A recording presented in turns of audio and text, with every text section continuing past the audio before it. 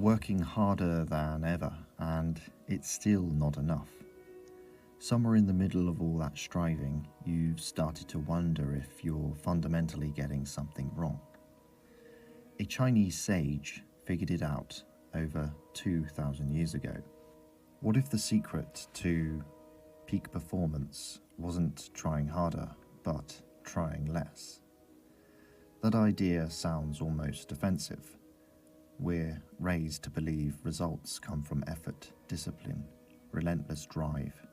Yet some of the most extraordinary moments of human performance in sport, art, work happen when striving seems to vanish entirely. When things just flow. A study found that the highest states of human performance share a common feature: total absorption. The task stops feeling like work. Self-consciousness dissolves. Time distorts. Paradoxically, this is when people perform at their best. What's remarkable is that a philosophical tradition from ancient China had already described this state and built an entire worldview around it. Taoism is one of China's oldest philosophical and spiritual traditions. At its heart is a simple idea.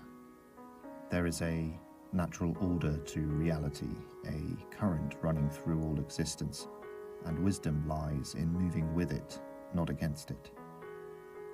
The foundational text of Taoism is the Tao Te Ching, some of the most compressed and mysterious writings in history. It's attributed to a sage named Lao Tzu, though scholars still debate if he actually existed. If he did, it was probably around the 5th or 6th century BC, making him a contemporary of Confucius. Real or legendary, the Tao Te Ching became one of the most translated books in history, second only to the Bible. And at its center is a concept that Western culture has almost entirely forgotten: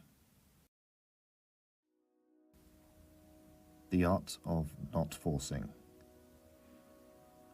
Wai, usually translated as non-action, effortless action, or the action of non-forcing.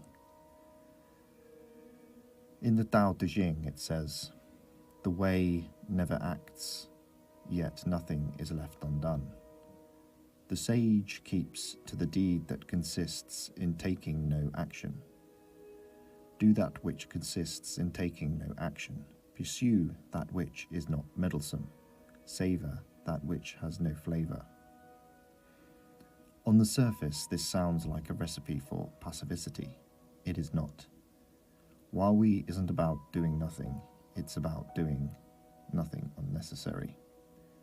It's about acting in harmony with the situation rather than imposing your will on it. Going with the grain, not against it. And in practical terms, it maps almost exactly onto what modern psychology calls a flow state. In that state, effort seems to dissolve. There is no straining, no second guessing, no anxiety about what comes next. Things just move.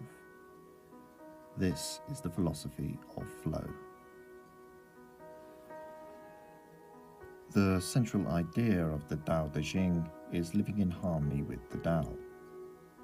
But what is the Tao exactly? The text opens with one of the most famous lines in world literature. The way that can be spoken of is not the constant way. The name that can be named is not the constant name. The Tao lies beyond our senses, concepts, and language, and yet the goal is to live in alignment with it. This is similar to the Stoic idea of living in accordance with nature, another tradition that found wisdom in accepting what lies beyond our control. So how do we actually live in accordance with the Tao? Taoism teaches one of the most counterintuitive ideas. Gentleness is more powerful than force. When we push and strive relentlessly, we may get results, but burn through energy, create collateral damage, and exhaust ourselves. Someone in flow reads the situation, they act when needed and hold back when not. It is not the narrow path between the paralysis of anxiety and the aimlessness of boredom. Not too much, not too little. This runs directly against the dominant Western ideal. Be ambitious, take control, work harder, push further. And yet, all around us, people are burning out. Depression, anxiety, sleeplessness, chronic exhaustion, dressed up as ambition.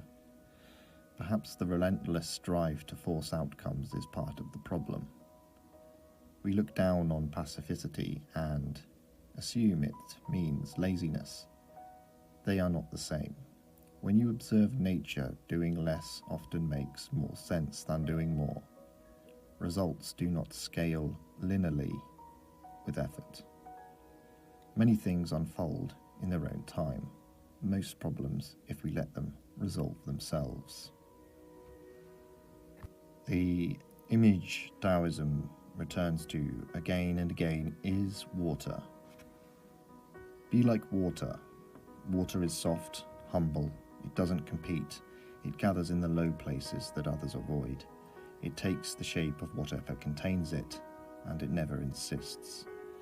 Over time, water can carve through solid rock, not by force but by persistence, by following the path of least resistance repeatedly until the stone gives way.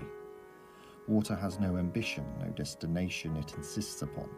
It simply moves and nourishes everything it touches along the way. For the Taoist, this is the model of a good life. Going with the current is not passivity, it is navigation. You still steer, but stop trying to redirect the whole river. Something vanishes the moment you enter a state of flow and reappears as soon as your thinking mind reasserts itself. It's the fixation on the results. The Stoics called a related idea amor fati, love of fate. Embrace whatever comes your way. Return your full attention to what is in front of you right now. In flow, the future falls away, the past falls away. There is only this moment and what you are doing within it. That is what letting go means. It means releasing your grip on the current, releasing the branch and releasing the compulsion to control what cannot be controlled. Simply be present fully and without hesitation in the life unfolding right now.